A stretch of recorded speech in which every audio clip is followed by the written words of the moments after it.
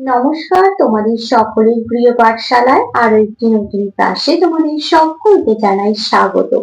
আজকে আমি তোমাদের সাথে আলোচনা করব ক্লাস 4 এর রায়মার্টিন কোয়েশ্চেন ব্যাংক 2026 এর বাংলার দশম স্কুলটির প্রশ্ন উত্তর। আমি আজকের ক্লাসটি শুরু করে দিচ্ছি, সকলে মন দিয়ে দেখে নাও। দশম স্কুলটির নাম হলো মালদা জিলা স্কুল। একই প্রশ্নটি বলেছে শূন্যস্থান পূরণ করো। পরের প্রশ্নটি আছে, তাই ড্যাশ অন্ধকারের ভিতর ভালো করে দেখতে পেল না। তাই শিয়াল অন্ধকারের ভিতর ভালো করে দেখতে পেল না। তাহলে শূন্যস্থানে লিখে দেব শিয়াল। খ, আমার দিদি তো ড্যাশ থাকে। ও বলেছে ওদের নাকি টেলিভিশন বলে একটি জিনিস আছে। আমার দিদি তো আমেরিকায় থাকে। আমেরিকায় থাকে।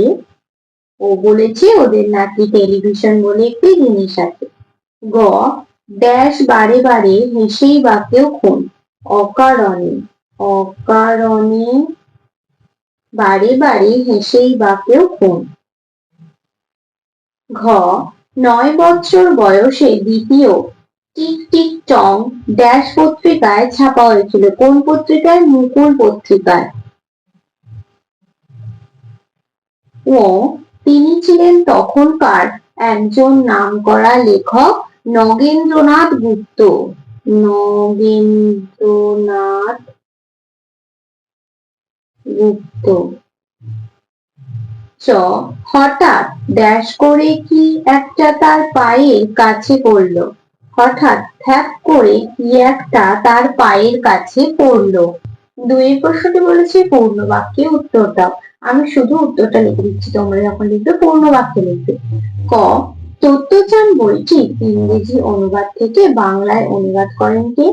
তত্ত্বচান বইটির ইংরেজি অনুবাদ থেকে বাংলায় অনুবাদ করেন মৌসুমী ভৌমিক। আমি শুধু উত্তরটা লিখে দিচ্ছি, তোমরা বইতে দেখবে এটা লেখা আছে।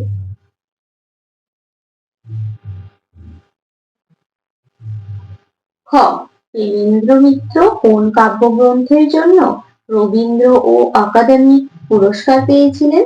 প্রেমেন্দ্র মিত্র সাগর থেকে ফেরা কাব্যগ্রন্থের জন্য রবীন্দ্র একাডেমি পুরস্কার পেয়েছিলেন।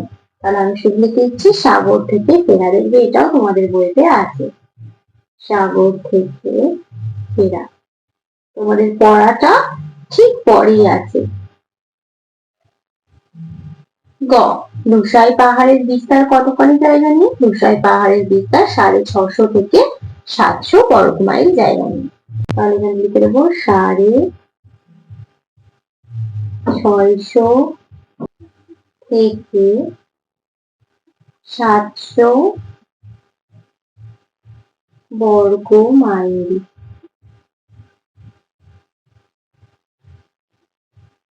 ঘ, ছেলেবেলার দিনগুলি পাঠ্যাংশের লেখিকার দাদার প্রথম কবিতাটির নাম কি? ছেলেবেলার দিনগুলি পাঠ্যাংশের লেখিকার দাদার প্রথম কবিতাটির নাম হলো নদী। শুধু উত্তরটা লিখে দিচ্ছি, নদী। ওয়া, পাঠশালায় যাওয়ার পথে কথকের মনে কোন কল্পনা জেগে ওঠে? পাঠশালায় যাওয়ার পথে কথকের মনে ফেরিওয়ালা হয়ে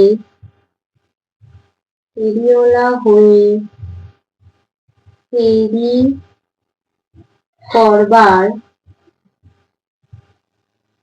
কল্পনা জেগে ওঠে। তিনের প্রশ্নটি বলেছে অর্থ লেখো। সহিষ্ণুতা, স্বাগতম, আয়োজন আর উদ্ভট। সহিষ্ণুতা সহ্য ক্ষমতা, স্বাগতম অভিবাদন, আয়োজন সংগ্রহ, উদ্ভট অদ্ভুত।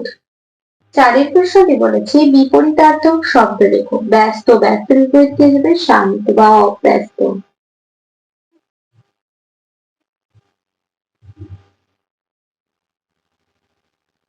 আর সর্বনাশের বিপরীত কি হয়ে যাবে? কল্যাণ। পাঁচের প্রশ্নটি বলেছে বর্ণ বিশ্লেষণ করো। আস্পর্ধা আর অ্যাডভেঞ্চার। প্রথমে আস্পর্ধা।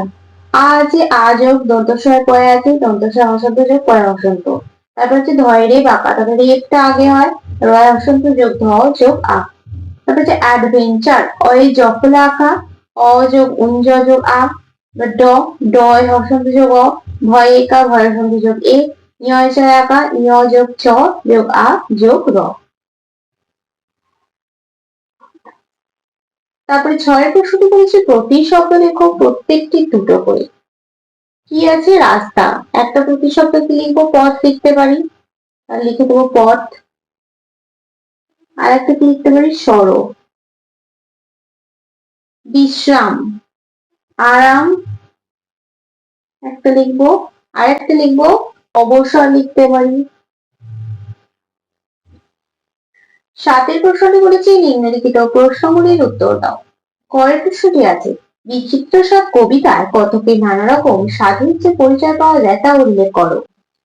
বিচিত্র সব কবিতায় কথক তার মনের ইচ্ছা কবিতায় তুলে ধরেছে। তিনি যখন পাঠশালায় যান তখন ফেরিওয়ালাকে দেখে তার স্লেট ফেলে দিয়ে ফেরিওয়ালার মতো রাস্তায় জিনিস ফেরি করার ইচ্ছা জাগে। তারপর পাঠশালা থেকে ফেরার পথে বাগানের মালিককে দেখে মনে হয় সে ধুলো ময়লা জামা পরে থাকলেও তার মা তাকে বকে না, পরিষ্কার জামাও পরায় না, তাই তার মালি হবার ইচ্ছা জাগে।